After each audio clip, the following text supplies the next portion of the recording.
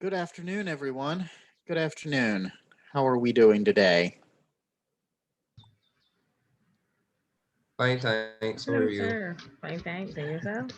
Good afternoon, sir. I it's been a bit of a day. All right. So let's start. I just want to start by bringing up one administrative thing that um, last week's lectures are have been posted. By last week, I mean last Wednesday and Monday. Those lectures have been posted on the YouTube channel. Today's lecture will be posted with the tutorials at the end of the week, and then after the exam, the next lecture will be posted on schedule, etc., etc. The next couple of lectures are going to address some small things that have come up a couple of times in the discussion about occupiers' liability, and just sort of let us lay those things to rest, right? And so the first thing that I want to talk about is I want to expand a little bit more on the statutory duty of care. Okay, and so you'll recall from last week we talked about how in statute jurisdictions, which is Jamaica and Barbados, the categories of licensees and invitees have been collapsed into visitors, right? There's not a separate category. These are just the same thing, and they are subject to the same duty of care. And that duty is to take reasonable care to ensure that the visitor is reasonably safe. What does that mean? The answer basically amounts to, what do the facts say? Okay, so there are some ways, some facts that can alter the duty of care. Okay, and we're going to go over those first. And then there are other facts that determine whether the duty of care has been met. And so we're going to go over these in that order, looking at the categories of ways that the duty of care can change, and then ways that that courts determine whether the duty of care has been met. Okay? So the duty of care can be modified if one of four factors are present, right? So we discussed fairly extensively the duty of care that's owed to children, right? How that duty of care changes under the common law, and the fact that the statute recognizes that there is a lowered capacity to appreciate danger, and that occupiers are responsible for taking reasonable care under those circumstances, but that the statute provides some flexibility in how occupiers address the heightened duty that is owed to children. The second category we talked about how workers are owed a lower duty of care when the harm that they suffer is related to the work that they are there to do. Now, there is an exception you can find it in several cases, which is that firefighters do not receive a lowered duty of care when they are combating a negligently set fire. Let me repeat that for those that weren't listening the first time. Firefighters attending a negligently set fire are not subject to the worker's duty of care. They are subject to the regular duty of care. The reason for this is because firefighters would not have to be on your property, right? The occupier's property, but for the negligence that gave rise to the need for them to visit anyway. So it's not, they aren't coming onto the property, to fight fires because they want to. They're coming onto the property to fight fires because somebody screwed up, right?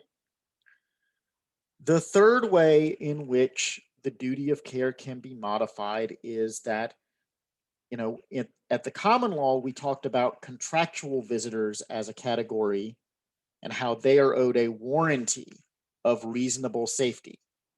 Okay. Under the statute, that warranty is done away with. What is contractual visitors are owed the same duty of care as all other lawful visitors. But if the contract imposes a different duty, so if the contract imposes a warranty on the occupier, or if it lowers the duty of care, right, then the contract will be given effect. Okay, the statute does not override the power of occupiers and visitors to contract a duty of care. And the last way in which the duty of care can be modified, we've talked about this on several occasions. You guys keep asking about warnings of exclusions of liability, right? Specifically related to car parks. And we'll talk about this in a little more detail later today, but for now, there are circumstances under which these warnings can be effective in statute jurisdictions. I have not found any authority that suggests that they are effective under the common law doctrine of occupiers liability. Doesn't mean that they aren't. I am not the God of law. I do not know everything, but I have not found anything to suggest that they are. So, right, if that's correct, you would expect to see these signs in Barbados and Jamaica. In other jurisdictions, they would probably be vaguer, less clear, less specific, more intended to deter claims rather than to actually serve as an exclusion of liability. That may be the case. Maybe something worth looking into. Right. So do you have questions about the ways in which the statutory duty of care can be modified? So that's the category of what we're talking about right now. Ways in which the duty can be modified. Questions about this?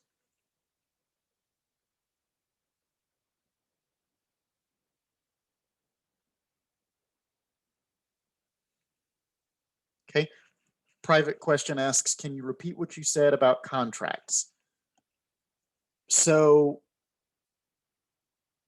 the statute does not override the private power to enter into contracts. The statute says that if a contract creates a different standard of care than the statutory standard, the contract will be given, right? So you can have a contract that disclaims a standard of care, or you can have a contract that imposes a higher standard of care or a warranty of reasonable safety, and whatever the contract says is what will be the standard of care in effect. Okay, does that help? Okay, let me get my most word. Okay, Colleen, you're off mute. Do you have something? Did you have a question? Yes, sir. I just want you to explain the part about the Lord duty for the fireman. I didn't really get that one. Okay, so normally, if someone comes onto your in Barbados and Jamaica, normally if someone comes onto your premises to perform a job, you do not owe them a duty of care for harm related to the job they're there to do. That's the lower standard of care for workers. That lower standard does not apply to firefighters if the fire was negligently set. So you see how like this is a really narrow slice, right? You have to have a negligently set fire, and then the firefighters show up, and then they get injured by something that happens during the course of fighting the fire, and then they sue under an occupier's liability theory. And then, so you see how this is this long chain of events that leads up to the conclusion that no, you're not off the hook just because they're there to do a job. Okay. Yeah. You still owe the duty of care because all of this goes back to someone's negligence in setting the fire. Okay. I understand. Thanks. Now, one thing that's not clear from the cases, and I want to sort of say this, right? We know that there are times that, fire is a thing that happens. There is such a thing as an act of God, fires that start without any sort of, discernible negligence. And it is not clear whether a firefighter in those circumstances is subject to the standard duty of care or the lowered workers duty of care. Okay. And I don't have an answer to that even narrower slice, right? Rudolph points out like that lightning causes fires, right? Absolutely. So same idea. Okay. So any other questions about modifications of the duty of care?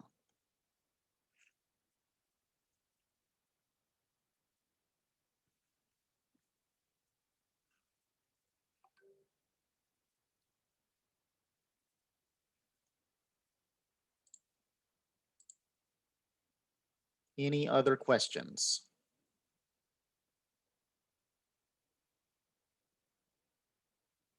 Hi, sir. Yes, go ahead, Michael. Um, Forgive me if I am doing something similar to what I did on Monday, where I was trying to overanalyze the concept. But with regards to the negligent starting of a fire, or whatever the case may be. Let's say you actually negligently started a fire, but in trying to rectify the mistake or the negligence, you end up calling the firefighters. And yes, I understand they have a job, but in truth, it seems a bit, what's the word? It seems a bit like if you picking in a in a certain circumstance, because it's like you're trying to rectify the problem and they get hurt. So it's like I just can't really wrap my head around it.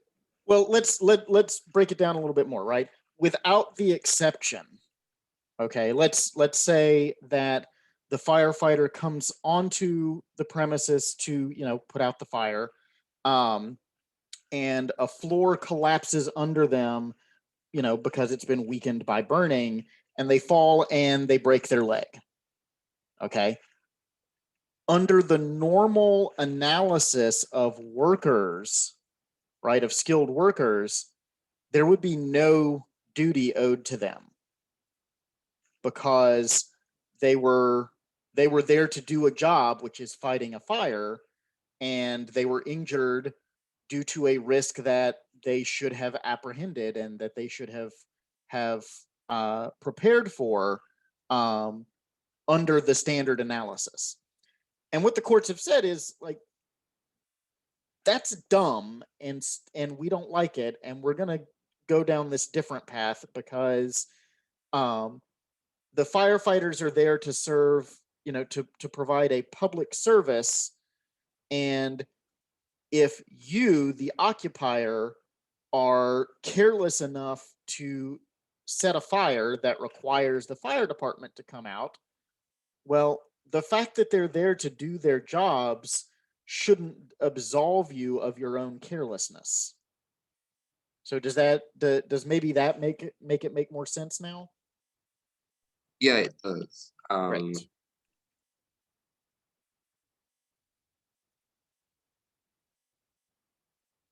Sounded like you were about to say something else.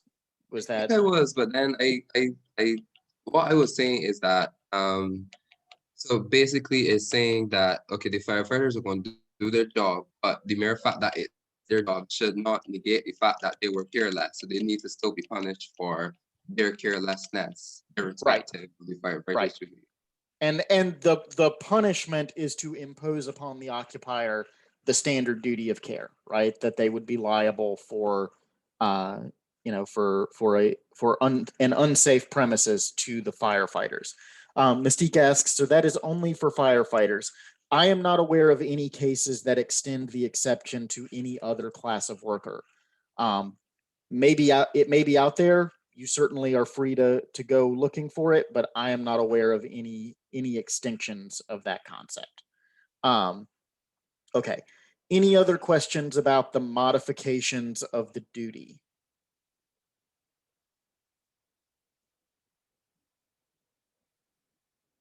Last chance. Not last chance, but last chance for now.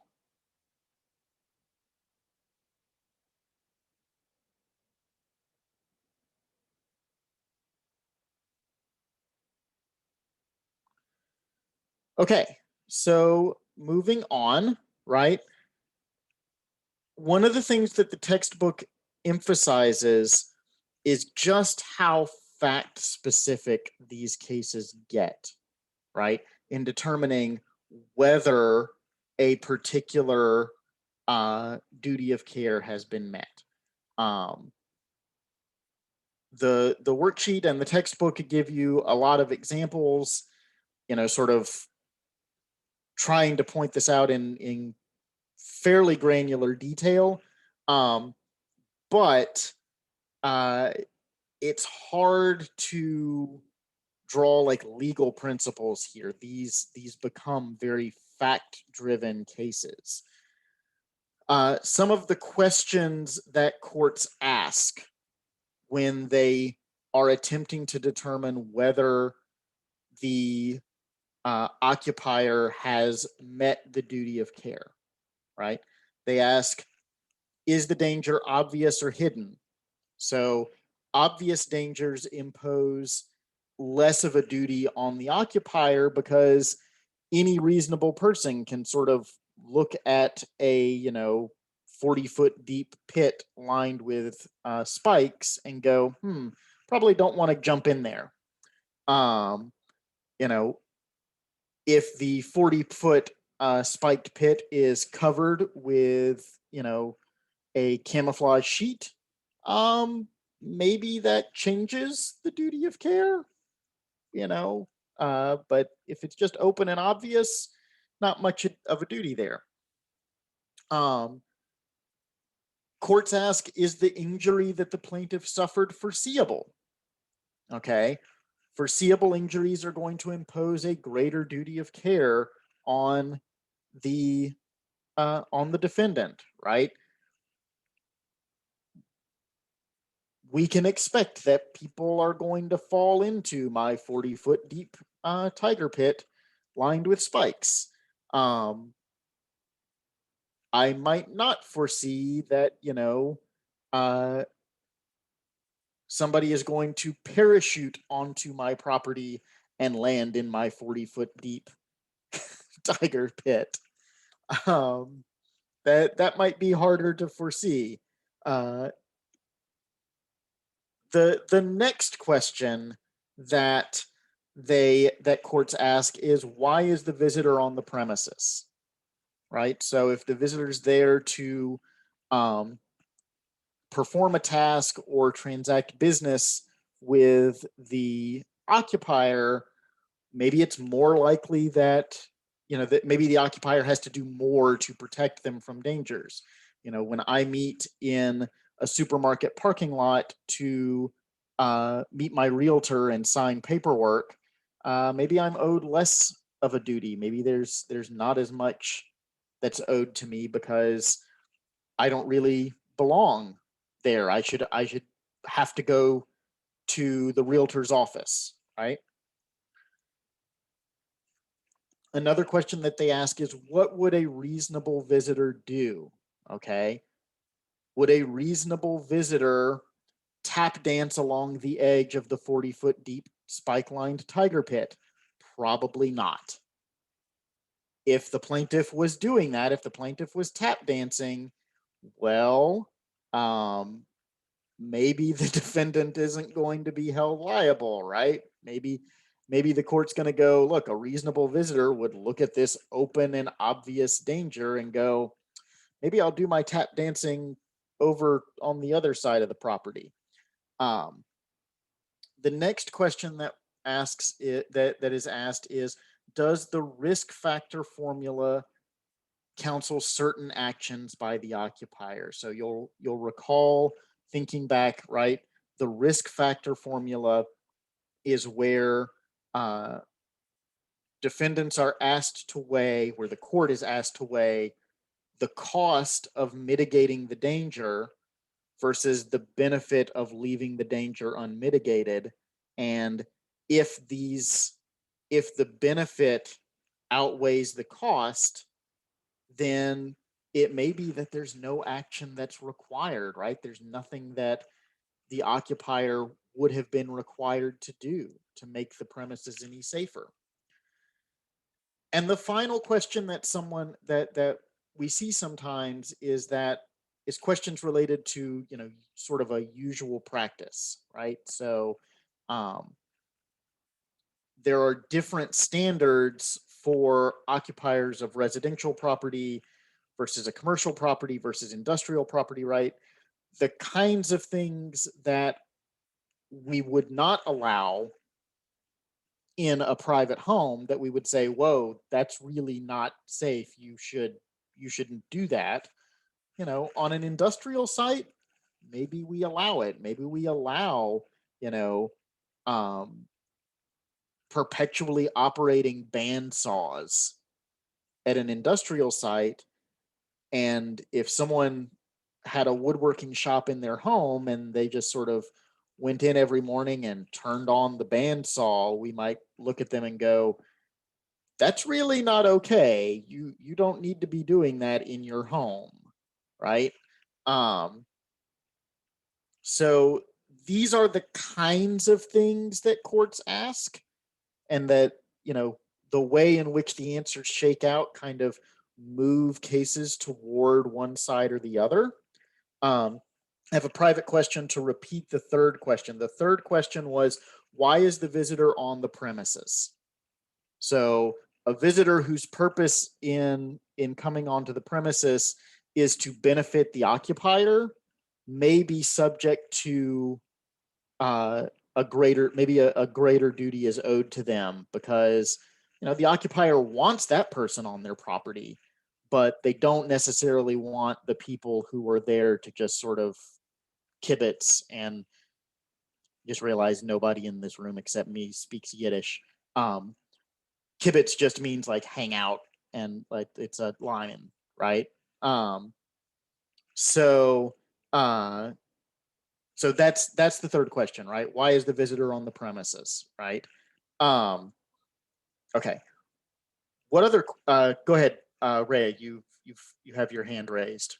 Yeah, so I'm not sure if you answered this in a previous class, but I just wanted to know if you have signs up that says beware of dog, and someone comes onto your property and the dog bites that person, is it that on a private property that I would be liable even though I have sufficient signs that say beware of dog? So we're going to talk about those types of warning signs a little bit later today. Okay. But the short answer is it depends. So Mystique says that she thinks trespassing has a part to play. I don't necessarily disagree with that, but I think that it's more, I think there's more to it than that. So we'll talk about it in a minute.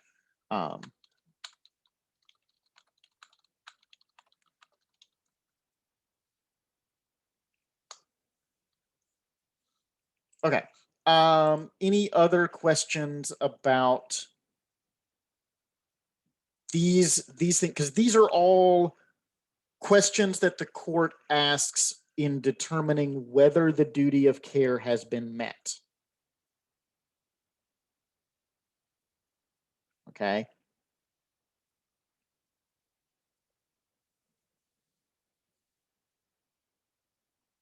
Um,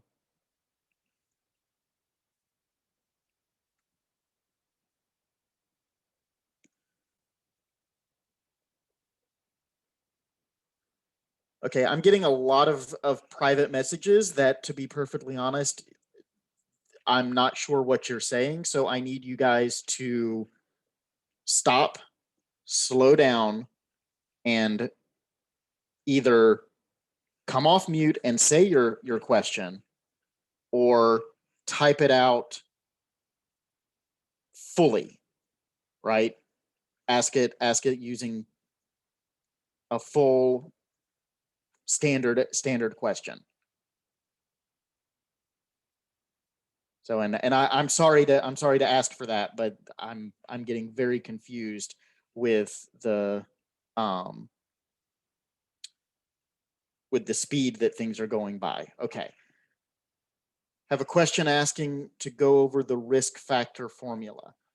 Remember from our discussion of negligence that the risk factor formula is a mechanism whereby we can determine whether a precaution would be reasonable. Okay. So that question is asking, so the risk factor formula is asking, okay, we have this precaution that would have prevented the harm to the plaintiff, but is it reasonable to ask that of the defendant under the circumstances? And that's where we're weighing the cost of the precaution with the benefit that it provides. Okay.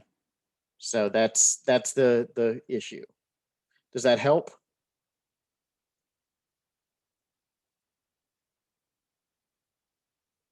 Great.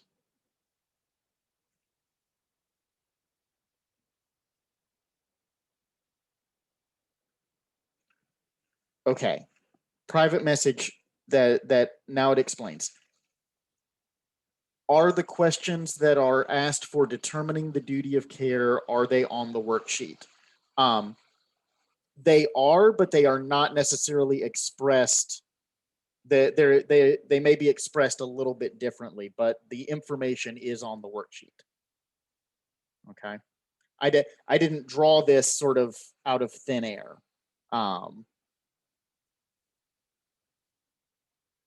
I really, so I've just been asked to state them again. I will put them in the chat. That's what I will do. Okay.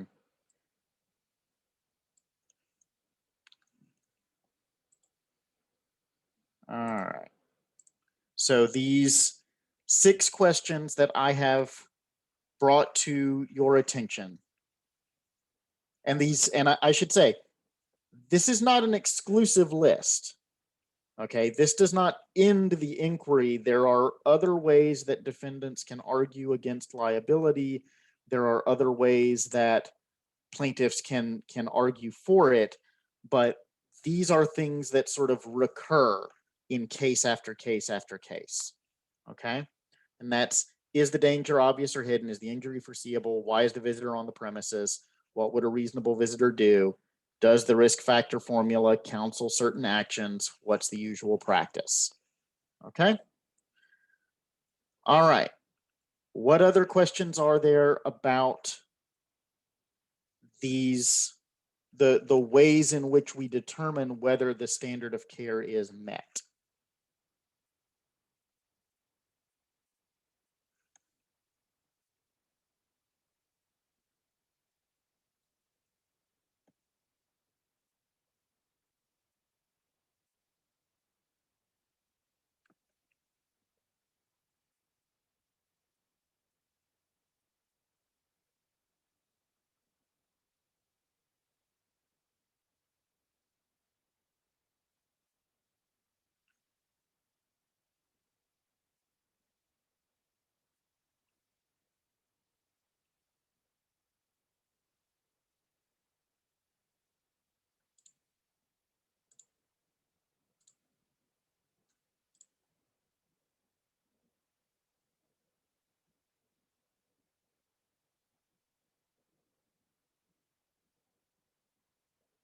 Okay, so then with that, we're going to move forward. There was a question at some point last week about independent contractors, and one of the things, and I think the question was in the context of injury to independent contractors. At least that was how I answered it, which is that there's no difference in the duty of care that's owed to an employee, right, who has an employment contract versus an independent contractor who has a, contract to perform work. There is a difference in when the independent contractor is the negligent actor. Okay, things change a little bit in that circumstance. Okay. In that the duty of care for the occupier is limited to making sure that the independent contractor has the skills required to carry out the work.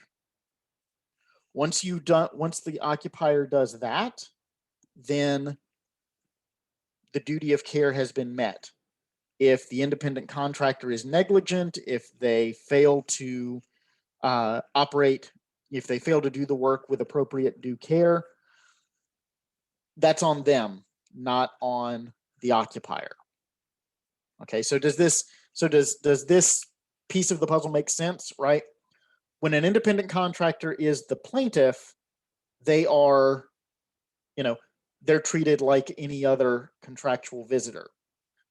When the independent contractor is the defendant, the occupier has a duty of care in selecting the independent contractor. So you can't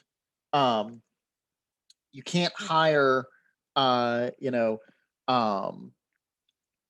Jim Bob's Demolition and Bait Shop to implode your 70-story skyscraper because we can't be certain that they can do it.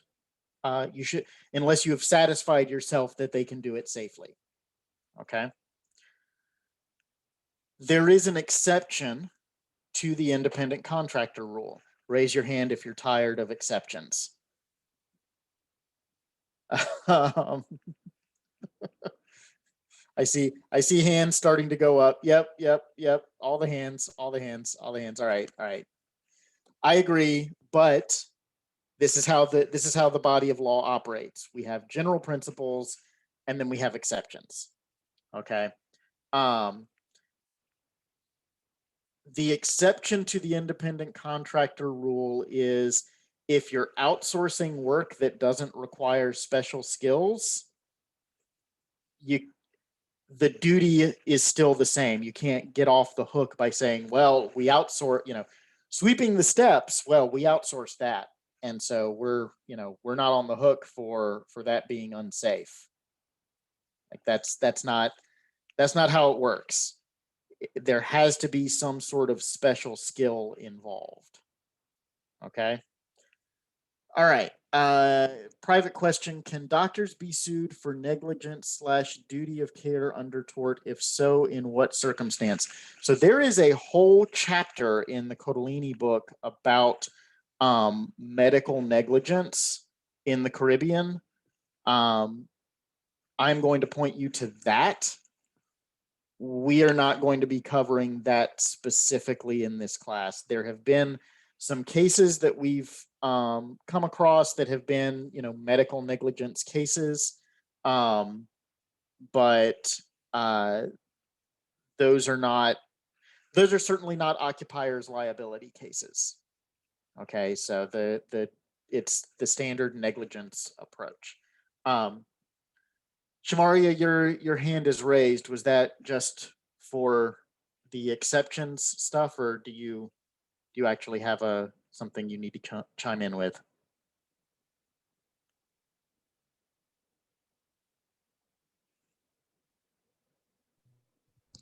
That was just for the exception stuff. Okay. Okay. I just wanted to make sure that you didn't have something else that you wanted to ask. So, all right. Okay. So what questions do you guys have about independent contractors?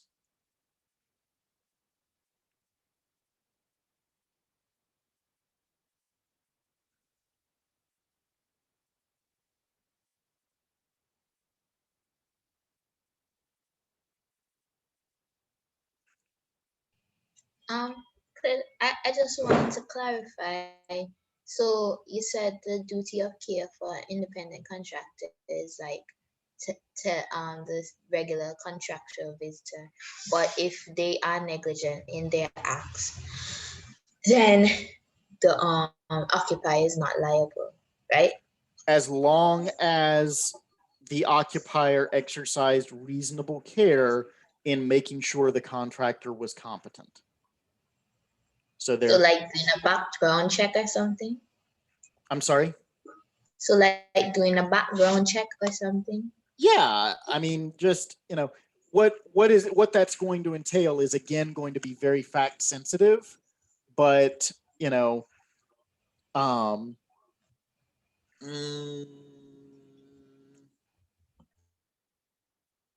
trying to think if I have something that I can point you guys to. Oh, this is dumb as hell, but I will give it to you in the I'll give it to you to have this. I can't believe I'm about to give this to you. This is so dumb. All right. So this is an example of an independent contractor, of a story about an independent contractor that where the occupier does not meet the duty of care for protecting, for selecting a competent contractor. And here it is. So this is the stupidest thing that I've ever done in a classroom, but we'll roll with it. Okay. The exception to the duty of care, to this selection duty of care, right? So standard duty of care is to make the premises reasonably safe. Okay. If you outsource work on the site to an independent contractor, the duty of care changes to a duty of selection. So there's an exception. Then there's an exception to the exception, which is that if the work doesn't require any special skill, you are back to the standard duty of care. Okay, so that is the exception. No,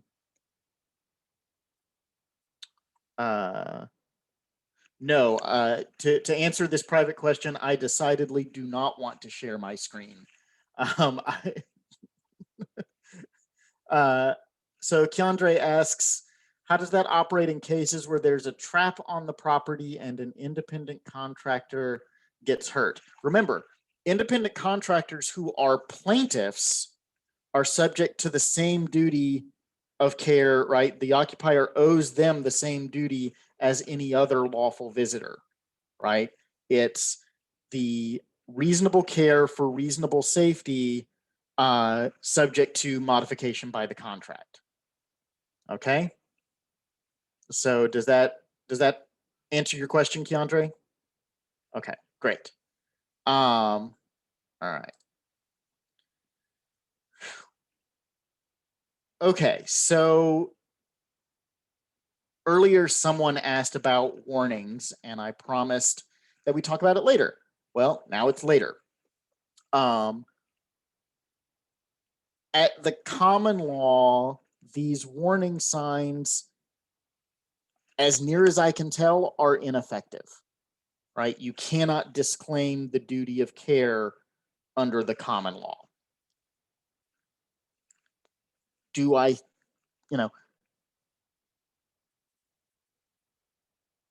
do I think that that is correct. I do. But I think that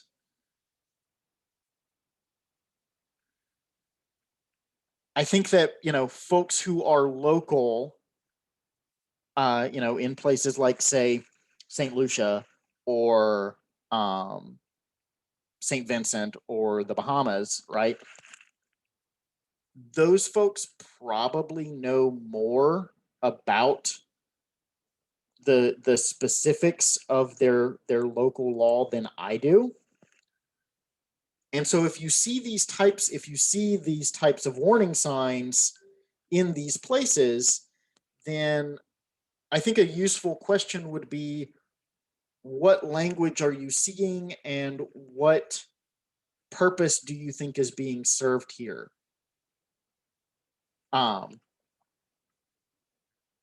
So yeah. Explain. So for example, right? When you see disclaimer signs in Barbados, right? And Barbados is a place where occupiers have the right to disclaim liability given under the statute if they provide an appropriate warning.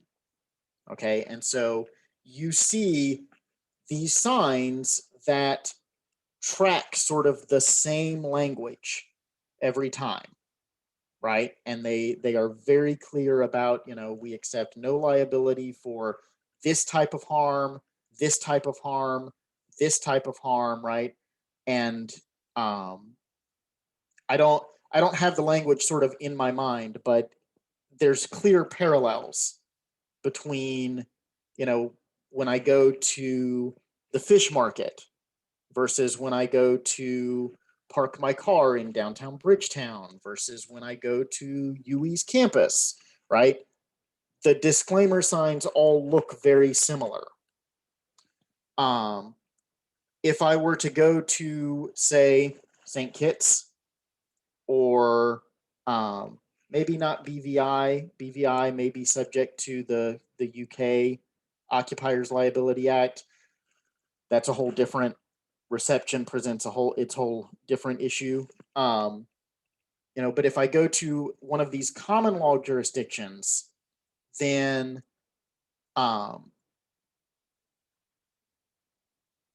whether I see these disclaimer signs may vary. The language that is used in them may vary. And the types of harm that are being removed from them may vary.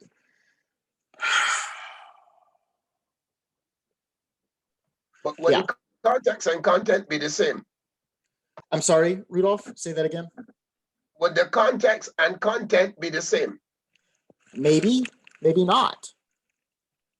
Right? It all, like in these common law jurisdictions, there's a lot of more moving parts to the process. So I don't have a great answer in the common law jurisdictions. So I have a private message. If the warning is a sign that is in English, but a Spanish speaking person goes to that place and can't read it, but ends up getting injured, would the owner be liable or the person they went there to see be liable? And this, I think, is a really important question. And one of the things that we see, so there are two different kinds of signs under the statute, okay? And I guess technically under the common law as well. But again, things are more uncertain in common law jurisdictions. But under the statute, there are two kinds of signs. There are signs that say, that warn of danger, okay? Beware of dog, right? That was the one that we talked about earlier. And there are signs that disclaim liability, okay? Whether and how those signs actually are effective in eliminating liability, are going to turn on a number of factual issues. One of those factual issues that's going to be very important, particularly for warning signs, not so much for disclaimer signs, but especially for warning signs. It's very important whether the plaintiff admits to seeing the sign. Okay. So let me ask you this question. Let's say that you are a plaintiff's lawyer and you are interviewing your client in preparation for their testimony. Okay. In the United States, it would be a deposition, but I don't know enough about Caribbean procedure to know whether you have that right. So whatever their testimony, whatever the circumstances of the testimony is, you're getting ready, you're interviewing the client, getting ready to sort of understand what they're going to testify to. And they say, oh yeah, I totally saw the warning sign of the danger that caused my injury. What do you do as the plaintiff's lawyer? First of all, you have to let him know that he can't say that. He can't admit to knowledge of the same. So are you going to tell your client to lie? Well, not necessarily no. like, but the truth is, if he admits that he saw the sign, then automatically he has to take the blame. If he says that there was a sign, but he couldn't understand it, or he couldn't interpret it, but that's a different thing. But I don't think that as an attorney for your client, you should encourage him to say, yes, he saw the sign. So go ahead. No, I don't think it would be morally correct or ethical for that to happen.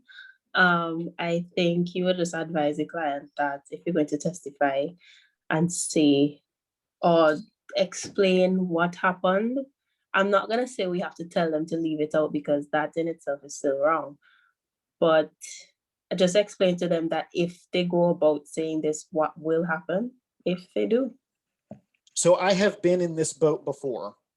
I've actually been surprised by being in this boat. I have had a client tell me in my office a beautiful story that looked like it was going to be a big judgment for the client. He walks into his deposition and proceeds to contradict everything he said in my office and kill the client. And I will tell you what I said to the client. I said, your claim is dead. I am going to try and negotiate the best settlement I can for you, and whatever I can get out of the defendant, you are going to accept. And it is my opinion that that is the only ethical path for the attorney in that situation. Okay? You cannot encourage your client to lie. You cannot withhold material facts from opposing counsel or from the court. If your client's claim is dead, then it is your responsibility as their counsel to get the best possible settlement you can and to encourage them as strongly as you can to take it. So, okay. We are out of time, so folks who need to go, free to go, but I'm going to wrap up very, very quickly. What questions do you guys have about warnings before we call it a day? What is a sufficient amount of warning? Boy, that's a really great question that basically is going to turn on the facts, right? We do have some cases that, so for example, we have this, this White versus Blackmore case, that basically says that, one disclaimer sign at the entrance to the premises is sufficient, where where appropriate care was taken to bring the disclaimer sign to the plaintiff's attention.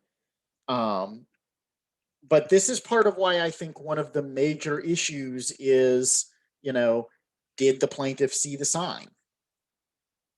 Okay. Is that, signs are passive.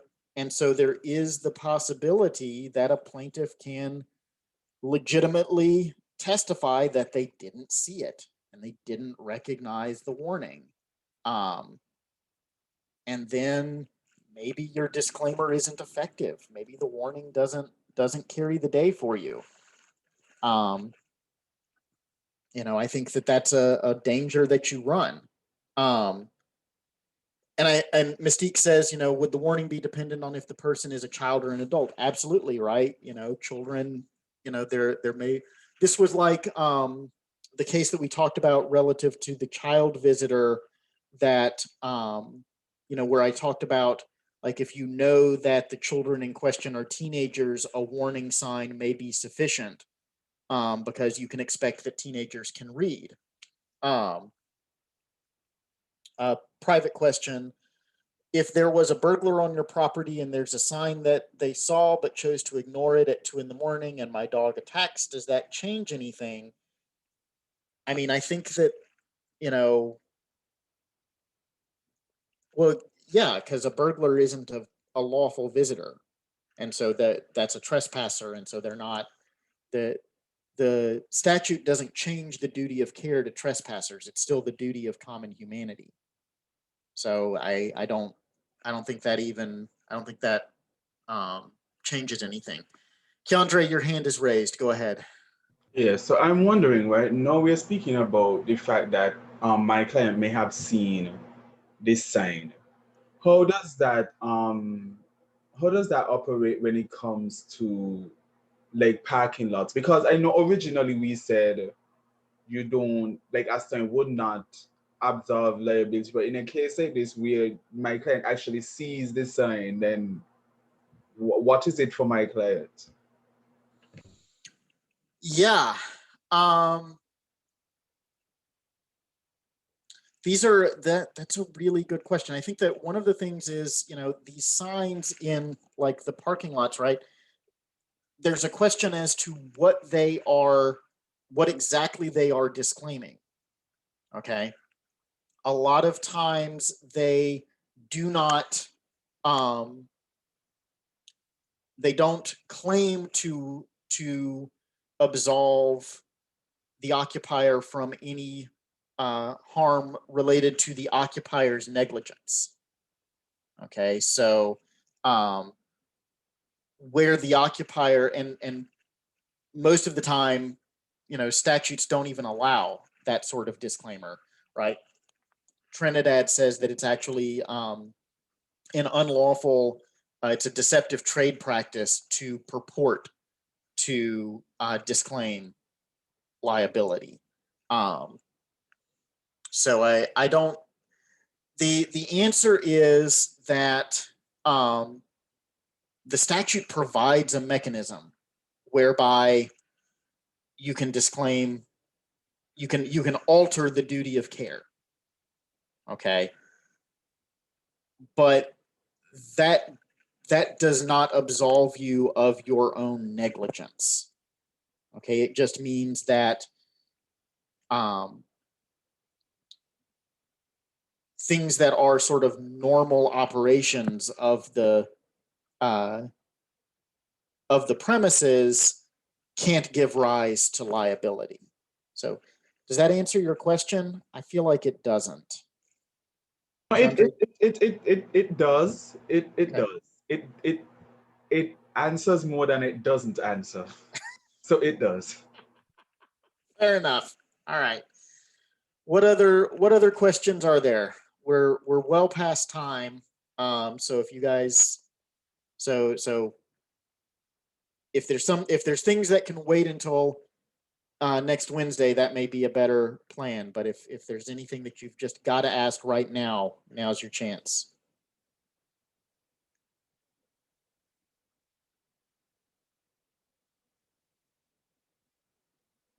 Okay. So we're gonna wrap it up here. Thanks so much, guys, for helping me fill the time, and we will see you guys next time. And so take care and bye.